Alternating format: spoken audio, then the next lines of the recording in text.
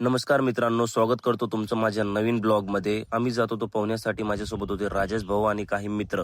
मी त्यांना अगोदरच बोललो, बाबा मला पोहायला जमत नाही, तुम्हाला अगोदर उडी मारावं लागेल.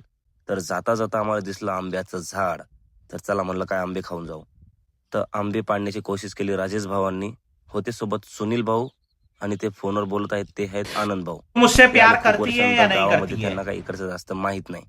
तर चला म्हटलं अगोदर पोहण्यासाठी जाऊ. मी चढलो कमांडो सारखा पहाडावर आणि त्यांना म्हणलं मारा उडी. तर त्या भावांनी मारली उडी. त्याच्यानंतर म्हणलं बापू लय खोले वाटते गड्या. म्हटलं मग पोहता पोहता पोहता आला दादाचा नंबर. मग दादाला बोला बाबा तू अगोदर उडी मार, त्याच्यानंतर मी मारतो. दादाने केला टाटा. दादा गेला जरासा समोर. दादाचा घाबरत होता जीव, पण दादानं मारला तरी पण उडी.